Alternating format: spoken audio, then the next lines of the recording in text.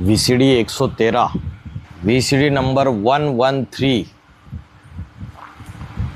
अव्यक्तवाणी 21 दिसंबर 2003। बाबा ने इसकी व्याख्या की थी 4 जनवरी 2004। अव्यक्तवाणी 21 दिसंबर 2003 के तीसरे पेज के मध्य में बाप दादा ने बताया ये मालिक और बालकपन की रूहानी ड्रिल बहुत आवश्यक है। क्या बताया? मालिक और बालकपन, इसकी रूहानी ड्रिल बहुत आवश्यक है। कहाँ मालिक बनना है और कहाँ बालक बनना है। जब कोई राय पूछी जाती है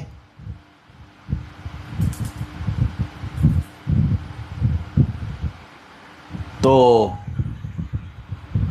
मालिक बन के जवाब देना चाहिए।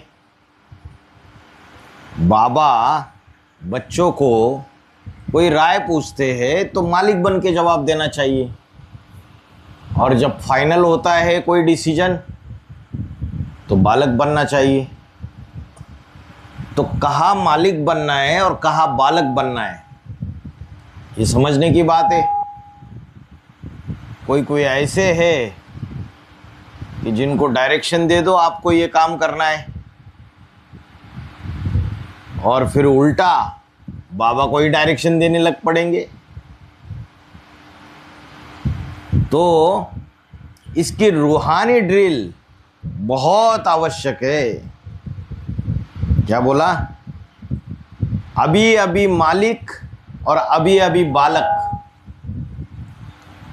मालिक बन करके अपना सजेशन देना है कि हम विश्व के मालिक के बच्चे हैं, और फिर जब फाइनल हो जाएगा तो साक्षी होकर के हर बात को मान लेना।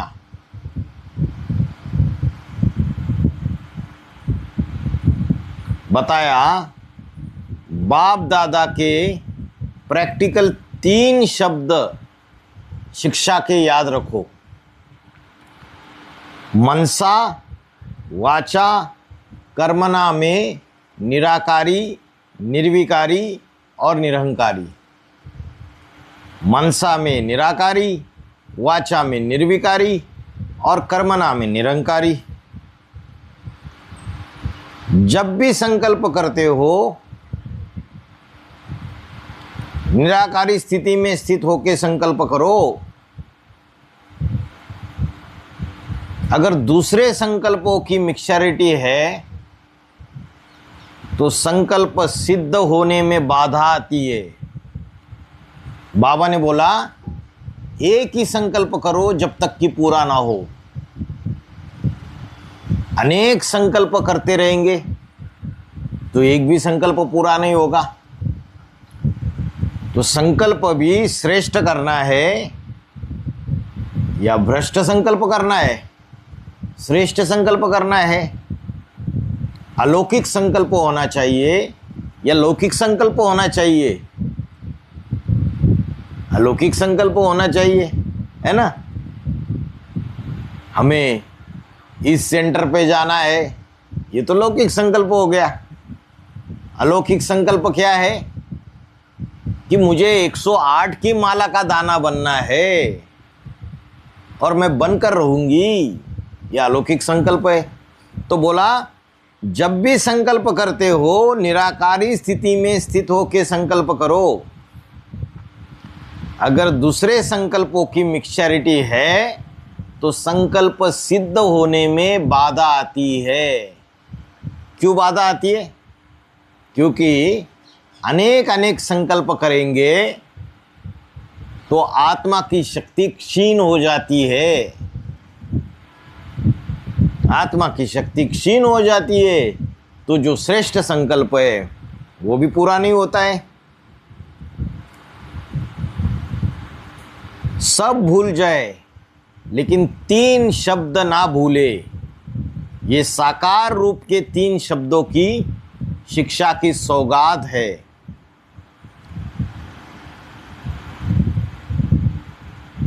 ब्रह्मा बाप से साकार रूप में भी प्यार रहा है।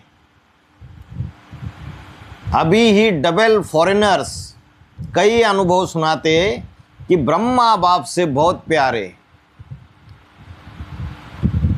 देखा नहीं है तो प्यार भी है।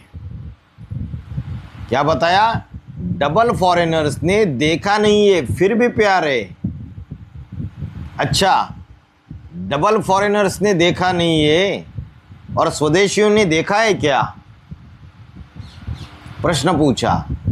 अभी तो जब से फॉरेन में सेवा हो रही है, कब से सेवा चालू हुई थी फॉरेन में? 69 से फॉरेन में सेवा होना शुरू हुई। पहला सेवा केंद्र कहाँ खुला था? लंदन में। तब से लेकर अब तक जाने कितने फॉरेनर्स निकले होंगे। कोई बेहद का भी लंदन होगा या नहीं होगा? बाबा ने क्या बोला? लंदन के लिए बाबा ने क्या बोला अव्यक्तवाणी में? सबसे ज्यादा ज्ञान का लेन देन किया होगा ना, तो जरूर कोई चैतन्य आत्मा होगी। स्त्री चोले में होंगी या पुरुष चोले में होगी? स्त्री चोले में होगी।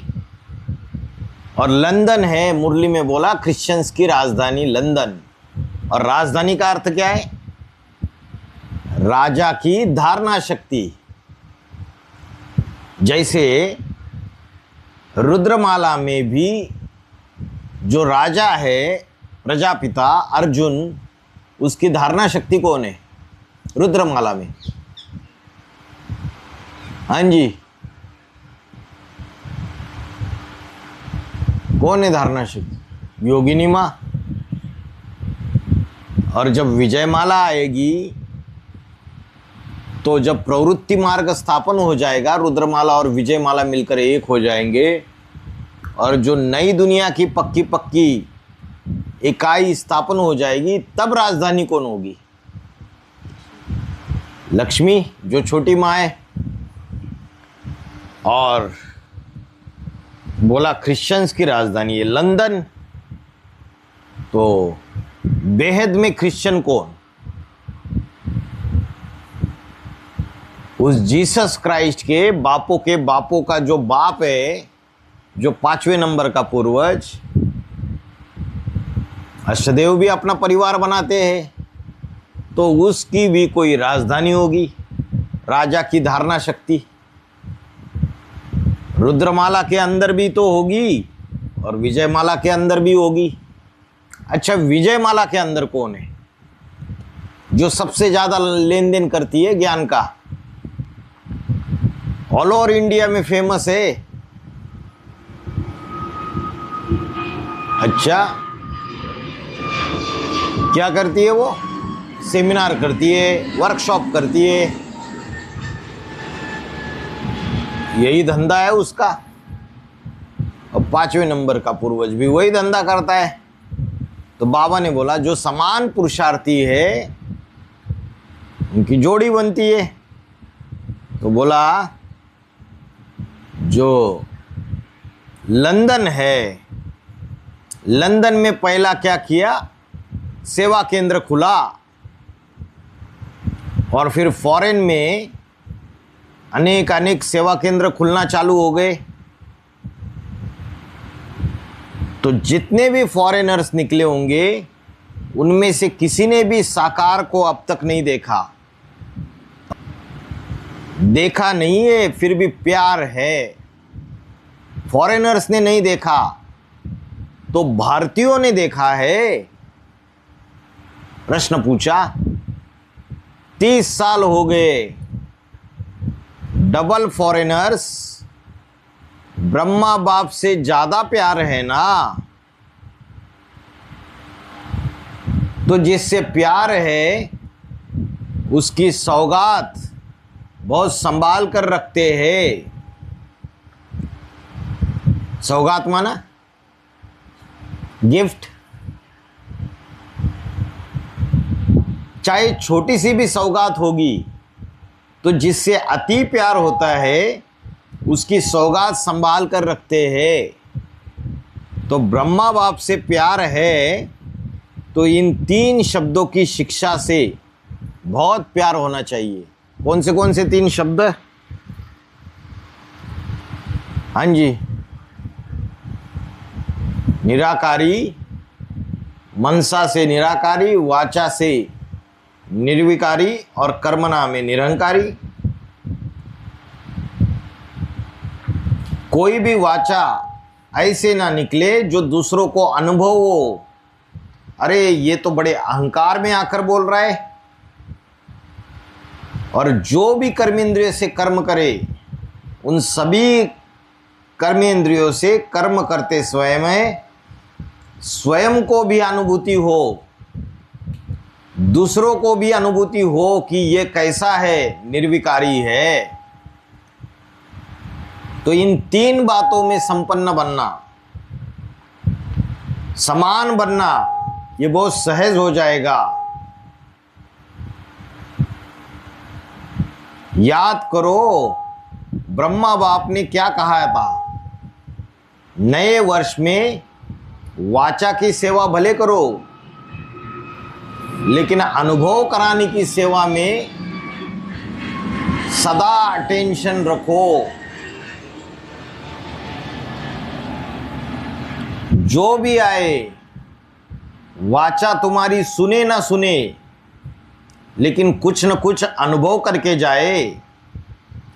सब अनुभव करे कि इस बहन द्वारा या इस भाई द्वारा हमें शक्ति का अनुभव हुआ, शांति का अनुभव हुआ, क्योंकि अनुभव कभी भी किसी का भूलता नहीं है। सिर्फ वाचा से सेवा मत करो, क्या करो, लेकिन अनुभव कराने की सेवा करो दूसरों को। जैसे माताएं आती है मधुबन में, तो बहनें जो है उनके द्वारा शांति का और शक्ति का अनुभव होता है। बोला अभी अनुभव कराने की भी सेवा करो।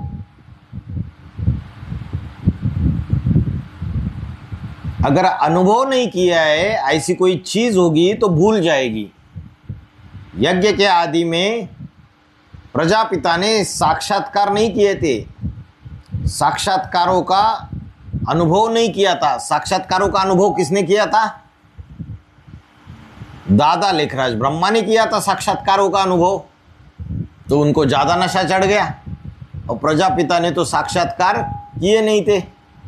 प्रजापिता ने साक्षात्कारों का अर्थ बताया, जो सेवक राम की आत्मा है। तो बोला पढ़ाई पढ़ाने वाला जो था वो टूट गया और जिसने पढ़ाई पढ़ी वो पक्का हो गया। तो अनुभूति बहुत बड़ी चीज है। सुना हुआ भूल जाता है, अच्छा लगता है ना। रोज मुरली सुनते हैं, अव्यक्तवाणी सुनते एक कान से सुनते दूसरे कान से निकाल देते।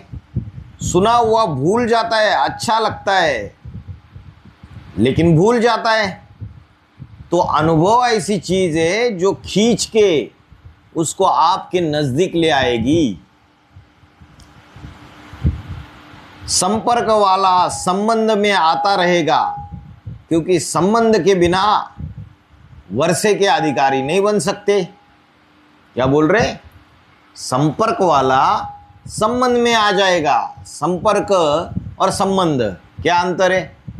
संबंध जो होता है वो नजदीकी होता है, समान बंधन, और संपर्क दूर का संपर्क होता है।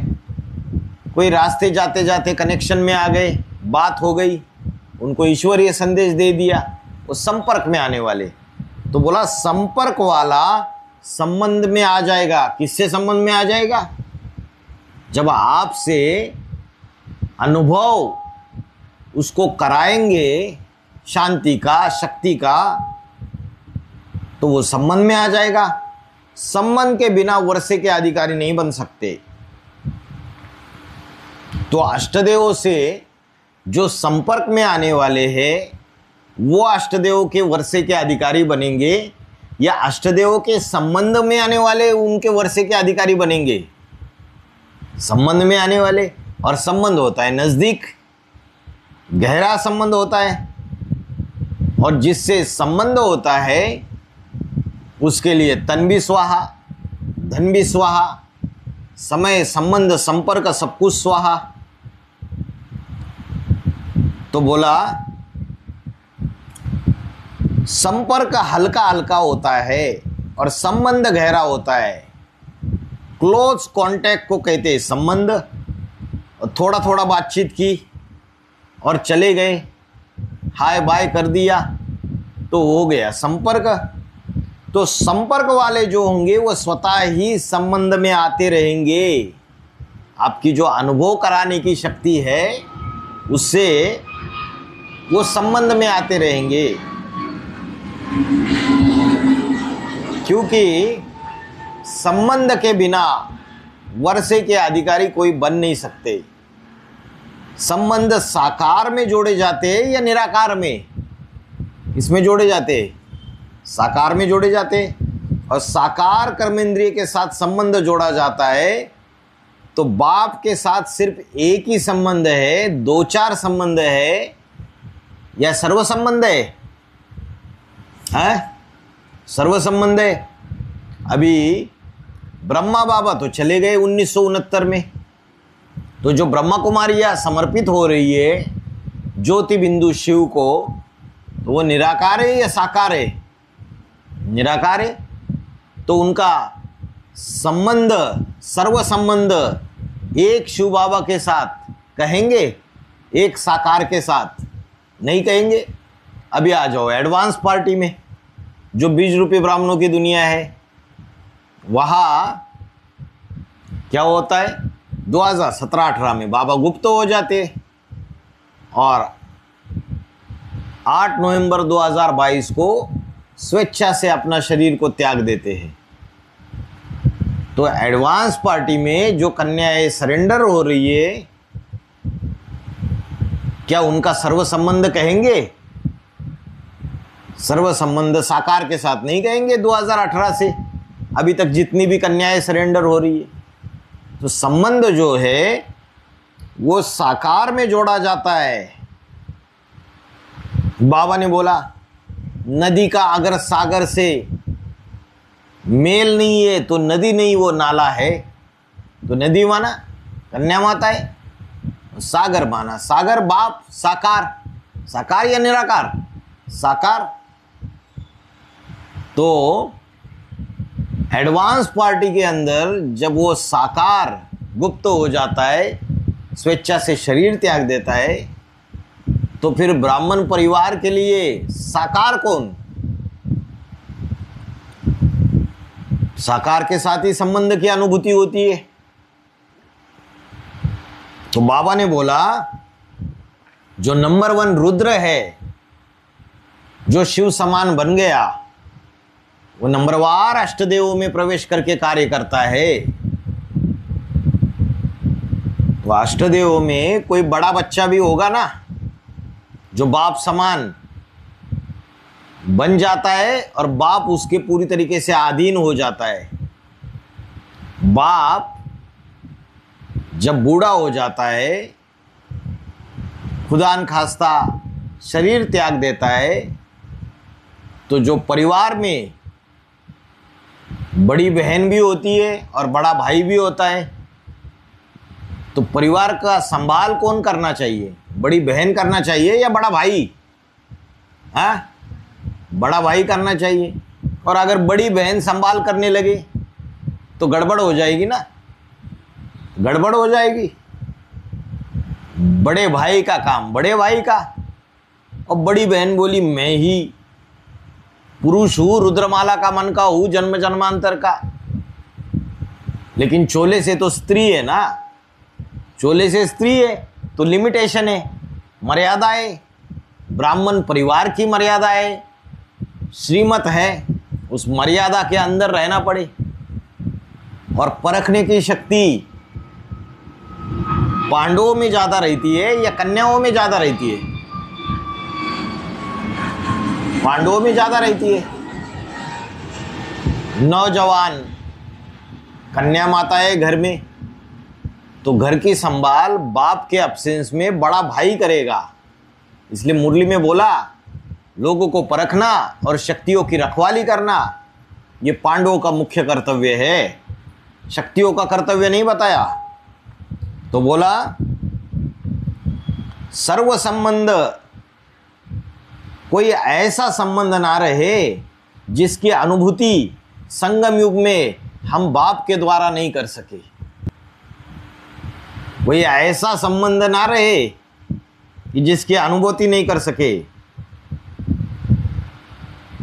साजन सजनी का भी संबंध है, पिता पुत्र का भी संबंध है,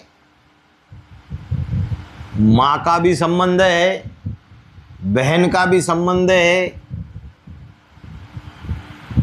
और कौन सा संबंध है? सखा मित्र का भी संबंध है।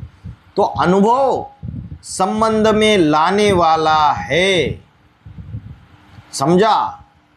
क्या करो? चेकर भी बनो और मेकर भी बनो। हर संबंध की अनुभूति होगी तो 84 जन्मों में भी भरपूर रहेंगे, ऐसा वरदान दिया। हर संबंध की अनुभूति रहेगी तो 84 जन्मों में भी भरपूर रहेंगे, ये वरदान दे दिया बाप दादा ने। तो चेकर बनो और मेकर भी बनो। कुछ कमी रह गई हो तो भरपूर कर दो। अनुभव कराने के मेकर बनो, जमा के खाते चेक करने के मेकर बनो कि कितना जमा किया है खाते में, कितनी शक्तियां जमा की है।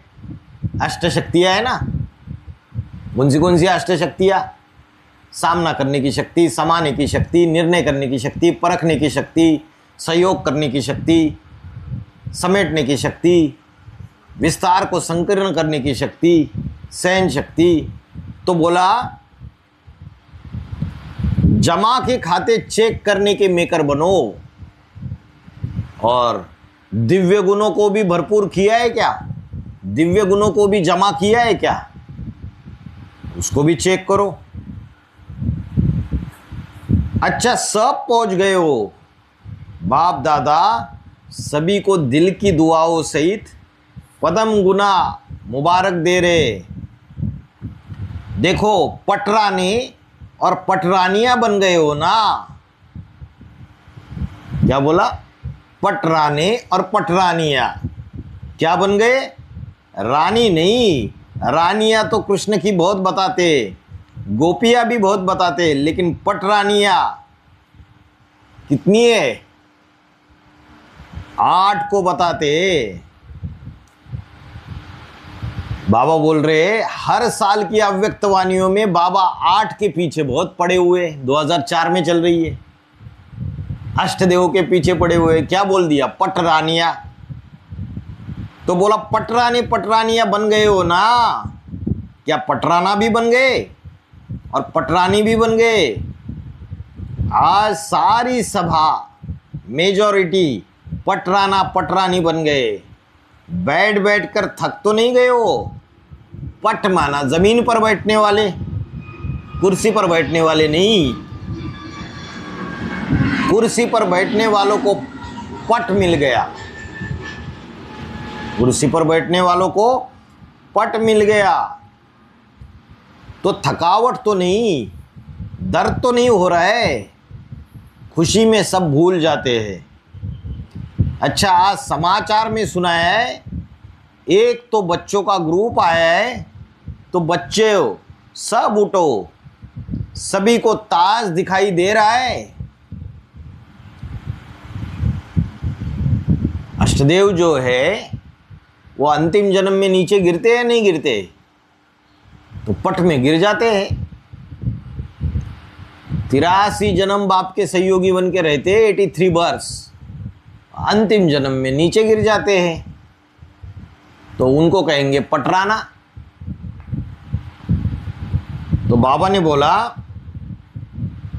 जो बच्चों सब उठो, सभी को ताज दिखाई दे रहा है।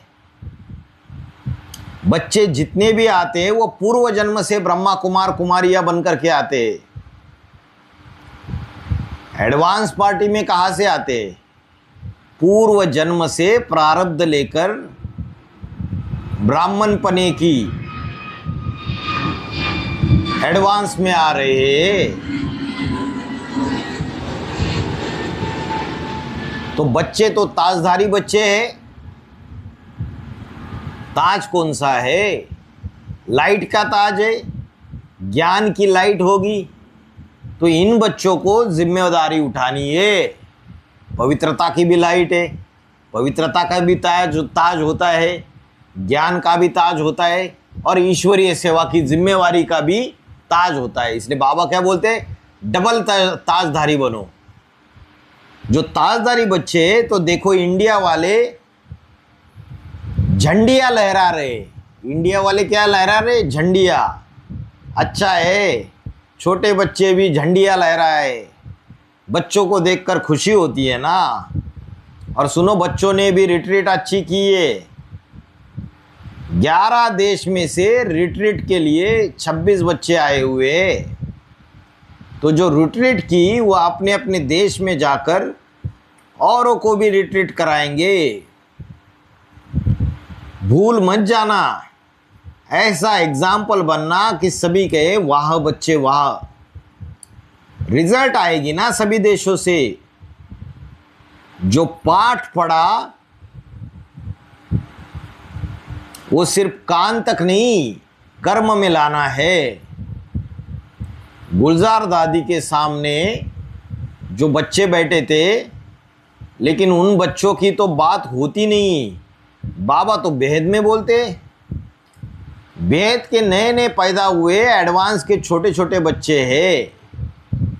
ज्ञान में बाद में आए तो छोटे बच्चे हो गए। लेकिन बाबा ने क्या बोला? जो ज्ञान में बड़ा सो बड़ा ठहरा। भले बाद में आया वो ज्ञान में, तो बोला जो पाठ पढ़ा वह कर्म तक लाना। सिर्फ कान तक सुनने तक नहीं, कर्म तक। मुरलियां तो सुनते रहते, अव्यक्तवाणियां सुनते रहते, लेकिन प्रैक्टिकल जीवन में उसको धारण नहीं करते। बाबा ने बोला उसको कर्म तक लाना। अच्छा, बच्चों को जैसा संग मिलता है वैसा उनको रंग लग जाता है। तो बच्चों को देखकर बाप दादा खुश होते हैं, खास मुबारक देते हैं। पहले तो ताज की मुबारक, सज धज कर आए हैं। देखो आप बैठे यहाँ हो, लेकिन सभी देश वाले आपको देख रहे। जो कोई भी विदेशी एडवांस में आते हैं, और कहीं अगर वह बेसिक में चलते हुए रहे तो उनकी आवाज़ चारों तरफ फैल जाती है। या एडवांस में गए और कहीं भट्टी करने गए तो उनकी आवाज़ चारों तरफ फैल जाती है। अंदर अंदर फ़ोन से बात ही होती रहती है। ब्रह्मा कुमारियाँ जो है ना, उन्होंने जो मक्खन के गोले तैयार करके रखे हुए थे, और कृष्ण कन्हैया मक्खन के गोलों को चुरा लेता है। और जब वो बच्चे एडवांस में भट्टी करने जाते तो ब्रह्मा कुमारियों की अंदर अंदर फ़ोन पे बातें होती रहती है। तो देखो आप बैठे यहाँ हो, लेकिन सभी देश वाले आपको देख रहे हैं। अमेरिका, लंदन, ऑस्ट्रेलिया, सब देख रहे हैं आपको। कितने भाग्यशाली हो। एडवांस की जो कुटिया है उसमें भीड़ भाड़ बढ़ती चली जाती है। बाबा का जो कंपिल का मकान था जहाँ भट्टी होती थी, छोटा सा मकान था। 2004 की अव्यक्तवाणी है। बोला उस समय भीड़ भाड़ बढ़ती चली जा रही थी। अमेरिका की 2 माता और 1 कन्या है, और बाकी कनाडा से है। तो अमेरिका भी देख रही है, लंदन ऑस्ट्रेलिया भी देख रहा है। कितने भाग्यवान हो। तो दूसरा ग्रुप है यूथ ग्रुप। ये मैच्योर तो नहीं हुई है लेकिन यूथ ग्रुप की लिस्ट में है। ये डबल फॉरेनर से ये अच्छा करते, ग्रुप की रिट्रीट कर लेते हैं, डबल फायदा उठाते, बाप दादा से भी मिलते और साथ साथ रिट्रीट भी करते हैं। कोई ने कहा 26 देश से 160 यूथ आए, आपको तो बहुत कुछ सेवा में दिखाना है। इंटरनेशनल यूथ ग्रुप बनाया हुआ है।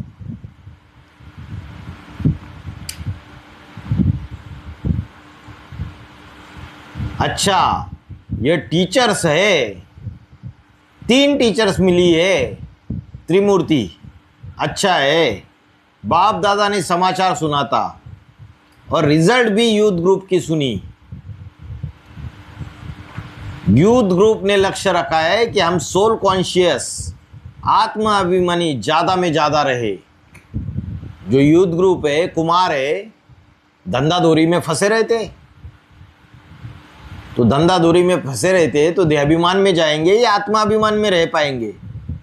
देहाभिमान में जाएंगे। तो बाबा ने बोला जो यूथ ग्रुप है उनको क्या करना है, ज़्यादा सोल कॉन्शियस स्टेज में, आत्माभिमान में रहना है।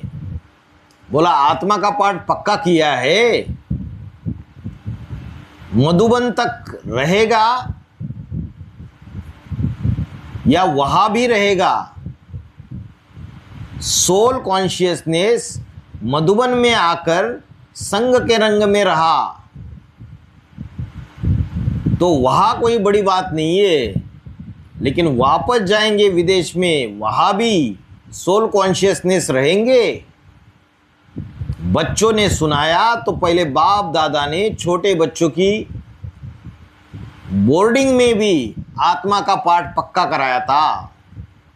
इन्होंने लक्ष्य भी रखा है कि बॉडी कॉन्शियसनेस नहीं होंगे, सोल कॉन्शियस में रहेंगे।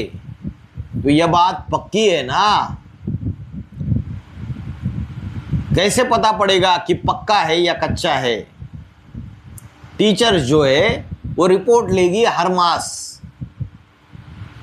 चारों तरफ से रिपोर्ट लेगी और रिपोर्ट मधुबन में भेजेगी। दादी दीदी के नाम से नहीं भेजना, इनको बहुत काम होता है ऑफिस में भेजना। और जब भी कोई लेटर भेजते हो ना तो उसमें ऊपर से लिखो इस डिपार्टमेंट के लिए ये समाचार है। यूथ रिजल्ट तो पता पड़ेगा कि प्रैक्टिकल कहां तक लाया है। आप लोग करेंगे तो सभी को उमंग आएगा, उत्साह बढ़ेगा। अच्छी टॉपिक रखिए, कुछ भी हो जाए बॉडी कॉन्शियसनेस में नहीं आना। बॉडी कॉन्शियसनेस में नहीं आना तो बाबा ने क्या बोला युक्ति, दिन में हर घंटे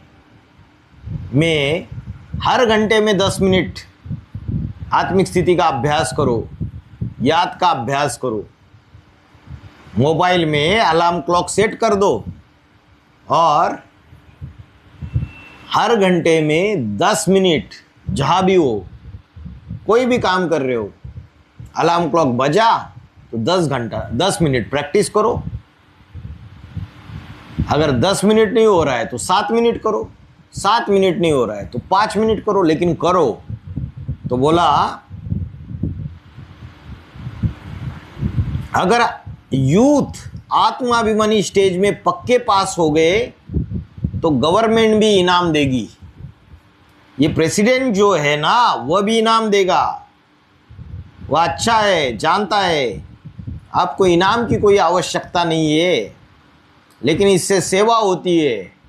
टीवी में, रेडियो में आवाज़ फैलता है। ब्रह्मा कुमार और ब्रह्मा कुमारियाँ यह प्रतिज्ञा करके प्रैक्टिकल में चल रहे हैं कि हम सोल कॉन्शियस में रहेंगे, ऐसा करेंगे। चलो बड़े तो बड़े हैं, यूथ भी नंबर 1 हो जाए।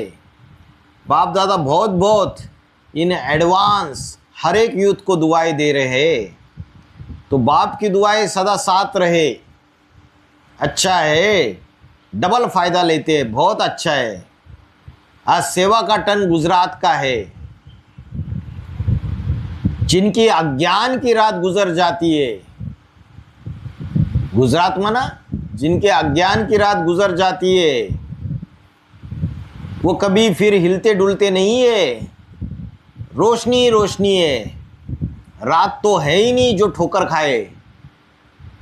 तो अभी तक 2025 चल रहा है, कितने हैं जिनकी अज्ञान की रात गुजर गई, जो अपनी सीट पर सेट हो गए, नशा चढ़ गया उनको, चाहे कुछ भी हो जाए। पहले बाप और माँ और उसके बाद अष्टदेव। तो बोला, कोई ने कहा गुजरात की सभी टीचर्स खड़ी हो जाओ।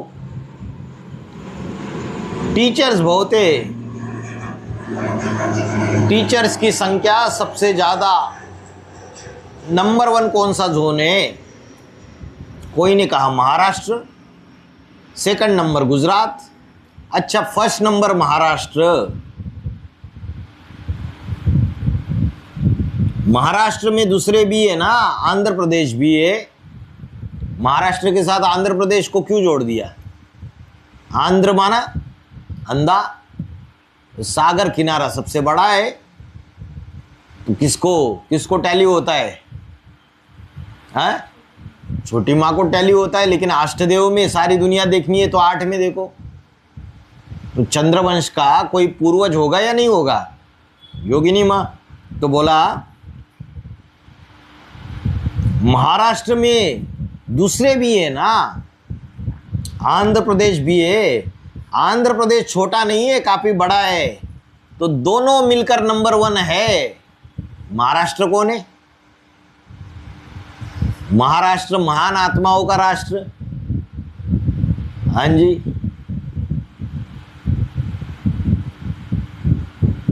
पांचवें नंबर का पूर्वज महाराष्ट्र है। क्या प्रूफ इसका?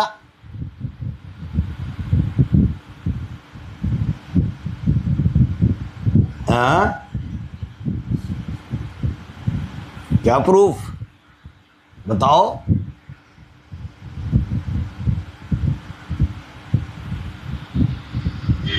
पूना महाराष्ट्र में आता है, तो योगिनी माँ आंध्र प्रदेश से आती है क्या?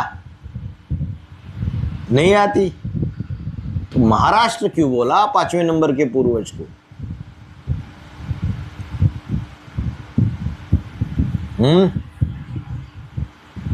तो बाबा ने बोला बंबई है नरदेशावर वालों की। नरदेशावर माना जिनके पास बड़ी धन संपत्ति है, ज्ञान की धन संपत्ति ज्यादा है, और बंबई आती है महाराष्ट्र में। तो ज्ञान की धन संपत्ति अष्टदेवों में बाप के बाद कौन सा नंबर का अष्टदेव है जिसमें सबसे ज्यादा है? 5वें नंबर का पूर्वज है। तो बोला महाराष्ट्र है। तो बोला महाराष्ट्र और आंध्रा दोनों मिलकर नंबर 1 है। इतनी निर्विघ्न सेवा है ना, कितने टीचर से, जितनी सेवा में नंबर 1 हो, निर्विघ्न में भी नंबर 1 ही बनता है।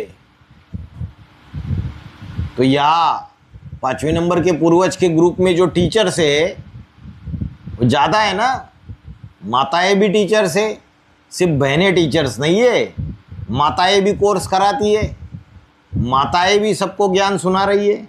तो बोला कितनी टीचर्स है, जितने सेवा में नंबर 1 हो, निर्विघ्न में भी नंबर 1 बनना है। इस वर्ष सेवा का गोल्डन चांस मिला है, तो नया वर्ष शुरू हो जाएगा आपकी सेवा में। ये नवीनता करके गुजरात दिखाना। निर्विघ्न सेवा में कोई भी विघ्न आपकी सेवा को रोक न सके। पूरा साल गुजरात निर्विघ्न नंबर 1।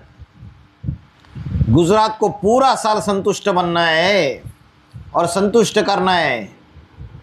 इसका मतलब असंतोष की परीक्षा आएगी, तो बाप दादा सभी लोगों को आपका एग्जाम्पल देंगे। बड़ा भी है और निर्विघ्न भी है, दोनों में नंबर 1। सभी टीचर्स ने हाथ उठाया। तो देखो, सिर्फ हाथ नहीं उठाना, मन को उड़ाना। मनसा के साथ साथ कर्मेंद्रिया भी काम करे। ठीक है, फिर मुबारक, इन एडवांस मुबारक। और दुआएं, दादियों को भी दुआ है। देखो, जनक बच्ची बैठकर भी दुआएं दे रही है। बेड पर बैठी है। कमाल दिखाना। कोई भी बात हो तो उसको समा देना। अंदर मन में बाप दादा को देखकर समा देना। एक है सहन शक्ति और दूसरी है समाने की शक्ति। कोई भी बात होती है तो बाप दादा को देखकर समा लेना अंदर। अगर ये दोनों शक्तियां आप में है तो आप पास विद ऑनर हो जाएंगे। पास विद ऑनर कितने बनते हैं? अष्टदेव। बाबा ने क्या बोला? सहन करने की शक्ति और समाने की शक्ति। अगर ये दोनों शक्तियां आपके पास है तो आप पास विद ऑनर हो जाएंगे।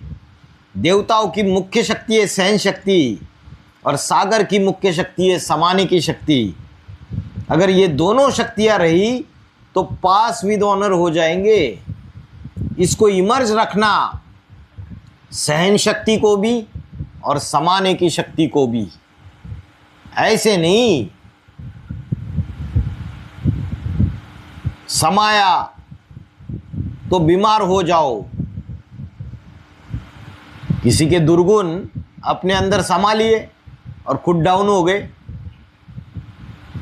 दिमाग खराब हो जाता है। ऐसे नहीं समाना, समाने की शक्ति से समाना। गुजरात कर सकता है, करना ही है। ठीक है ना, करना ही है। बाप दादा भी कहते हुआ ही पड़ा है। गुजरात के सेवादारी तो बहुत है, इसलिए उठाते नहीं है क्योंकि उनकी संख्या बहुत है। गुजरात को सब जोन में से एक वरदान ज़्यादा मिला है।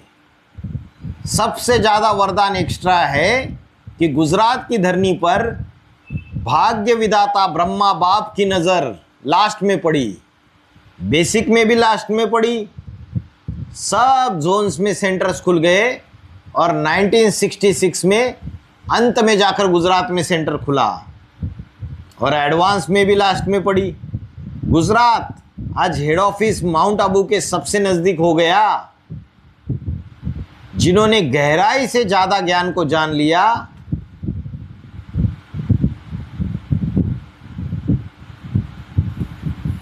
वो बाप दादा के बहुत नज़दीक पहुंच गए। ये भाग्य विधाता ब्रह्मा बाप की नज़र से पैदा हुआ गुजरात है तो विशेष वरदान है। गुजरात ने आपे ही सेंटर नहीं खोले।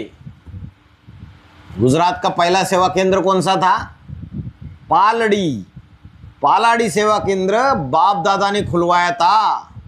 और भारत भर में जितने भी सेवा केंद्र हैं वह सब किसी व्यक्तियों के सहयोग से खुलवाए गए। पालड़ी सेवा केंद्र बाप दादा ने, ब्रह्मा बाबा ने स्वयं खुलवाया था यज्ञ की संपत्ति से। बाकी तो सहयोग से खुले। वो तो हो गई ब्रह्मा बाबा की बात, है ना। जब 5वें नंबर का पूर्वज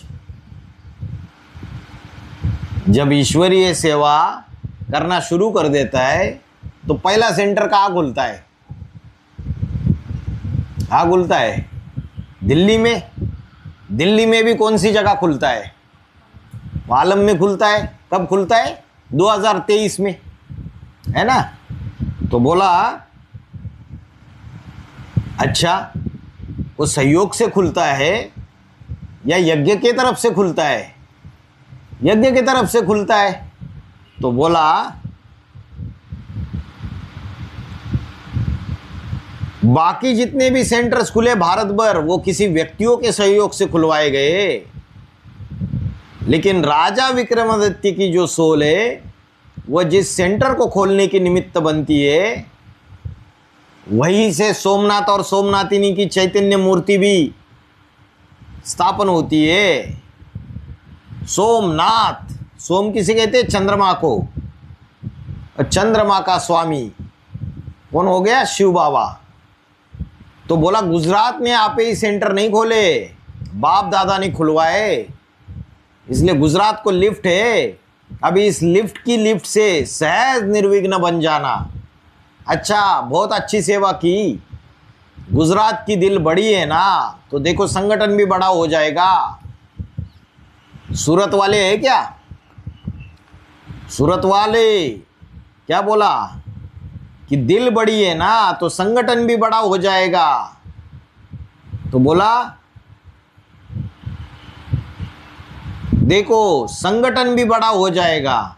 एडवांस पार्टी में सारे वही आते हैं, वेद में अज्ञान की रात जिनकी गुजर जाती है। फिर पूछा जूरिस्ट विंग आया है क्या? इसको पूछा बाप दादा ने, जूरिस्ट विंग। सभी ने देखा आपके ब्राह्मण परिवार में कितने वकील और कितने जज है। क्या बोला? ब्राह्मण परिवार में कितने वकील है और कितने जज है। तो जूरिस्ट ग्रुप में वकील भी है और जज भी है। देखा, बहुत है वकील, जज एक ही ग्रुप में है। एडवांस पार्टी में बहुत वकील है, या बाबा का तो एक ही वकील है। और 2017-18 में जब ढेर सारी परीक्षाएं आई, बाबा की ग्लानि हुई, विघ्न आए, तो शिव बाबा का एक ही वकील निकला जो पूरी तरीके से विधर्मियों का सामना करने के लिए, टक्कर लेने के लिए खड़ा हो गया। या ढेर सारे वकील थे? एक ही था या ढेर सारे थे? एक ही था। और जो अपोजिट पार्टी थी हाई कोर्ट में, उनके तरफ से 20-20, 25-25 वकील खड़े हो जाते थे। तो बोला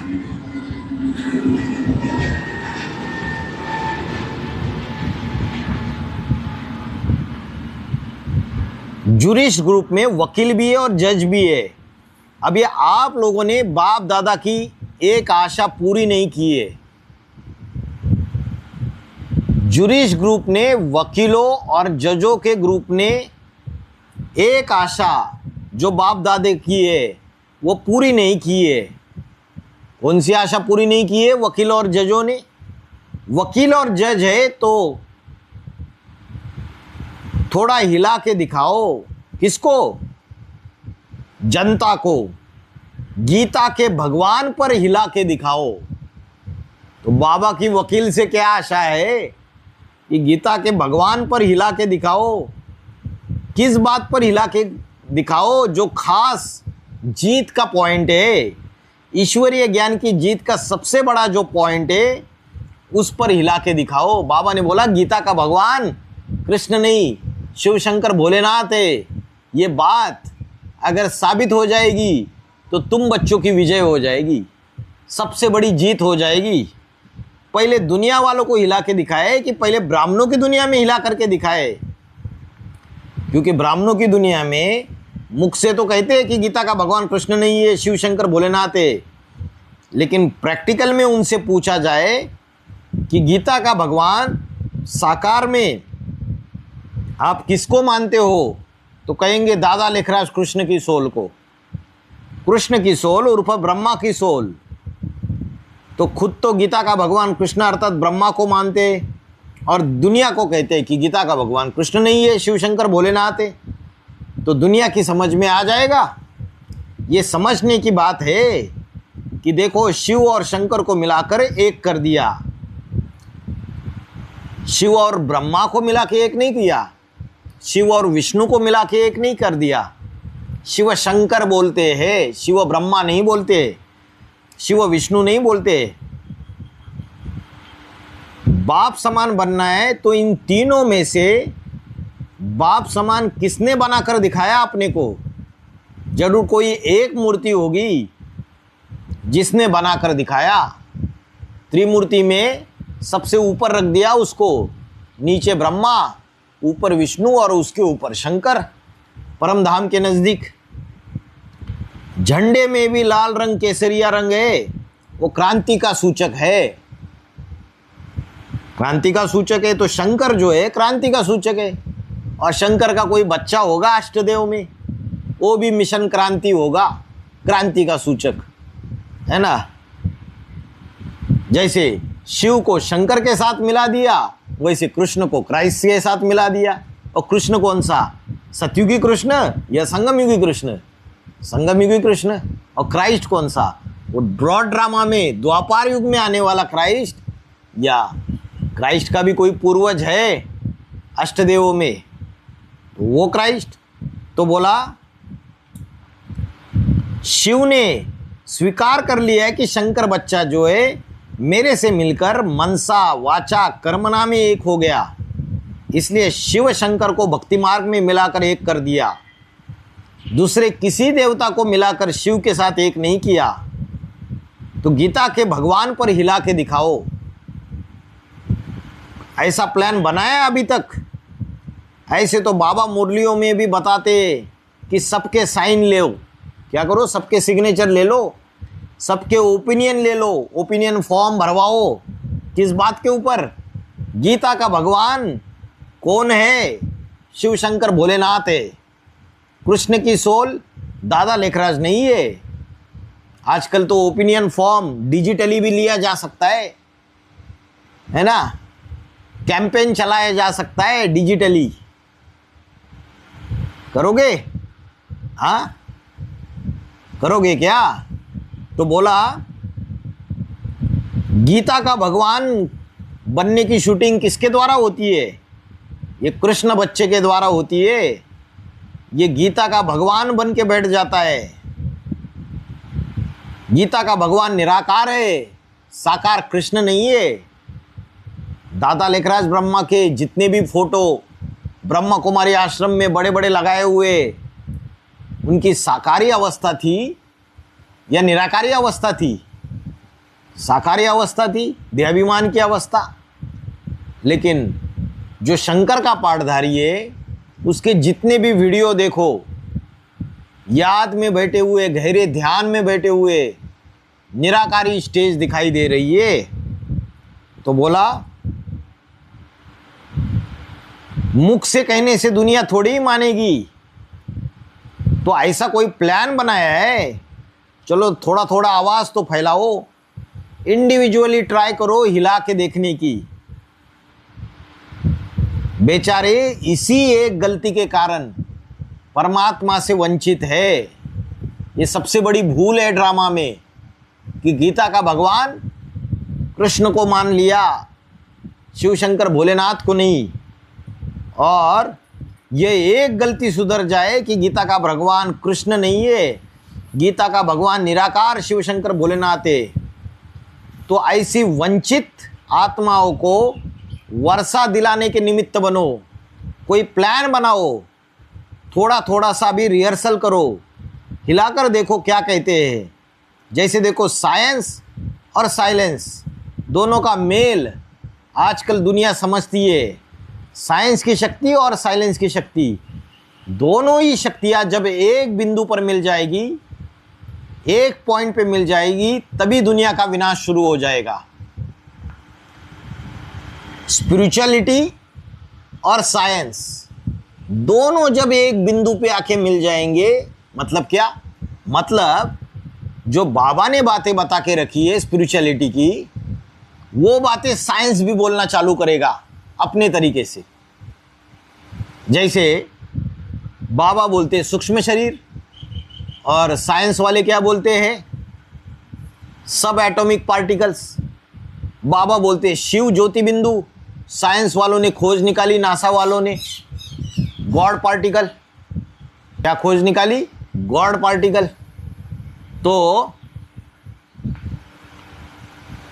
ये साइंस स्पिरिचुअलिटी से टैली हो रहा है या नहीं हो रहा है? उन्होंने बोला बिग बैंग थ्योरी, उसमें एक सिंगुलरिटी, और उस सिंगुलरिटी से सारा एक्सपांशन होके यूनिवर्स तैयार हो जाता है। और यहाँ बाबा ने बोला एक वो आत्मा ऐसी है जिसको बोला हिरण्यगर्भ, सृष्टि का आदि पुरुष, आदि देव, उसके द्वारा ये सारी सृष्टि का निर्माण हो जाता है। तो जब साइंस और स्पिरिचुअलिटी दोनों मिलके एक बिंदु पे आके पहुंच जाएंगे, तब जाके विनाश शुरू हो जाएगा।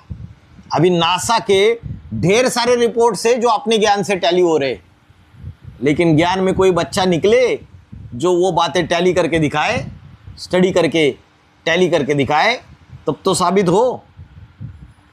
तो आजकल दुनिया समझती है साइंस और साइलेंस का दोनों का मेल हो जाए, ऐसे मेडिटेशन और मेडिसिन इसका भी मेल समझते। कोई भी डॉक्टर बड़े से बड़ा हो, बड़े से बड़ा सर्जन क्यों ना हो दुनिया का, जब भी ऑपरेशन करेगा तो किसको याद करेगा? भगवान को याद करेगा और कराएगा। तो मेडिटेशन को डॉक्टर लोग अपने से भी ज़्यादा मानते हैं। तो बोला जूरिस्ट विंग, जूरिस्ट विंग का काम है कि गीता का भगवान कृष्ण नहीं, शिव शंकर भोलेनाथ है, ये सिद्ध करने का। और एडवांस पार्टी में जो अष्टदेव के जो ग्रुप तैयार हो जाते हैं, 8 राजा ये स्पष्ट दिखाई देती है, उसमें कौन सा ग्रुप है जो जूरिस्ट विंग का है? 5वें नंबर के पूर्वज का ग्रुप। तो 5वें नंबर का पूर्वज जो है वो पेशे से वकील होगा, और उसका जो ग्रुप होगा वो जूरिस्ट विंग होगी। तो बोला जूरिस्ट विंग का काम है ये कि गीता का भगवान कृष्ण नहीं, शिव शंकर भोलेनाथ है। चालू किया क्या जूरिस्ट विंग ने? चालू किया? नहीं चालू किया। चालू करना चाहिए जल्दी से जल्दी, शुभस्य शीघ्रम। तो बोला ओपिनियन लेने हैं।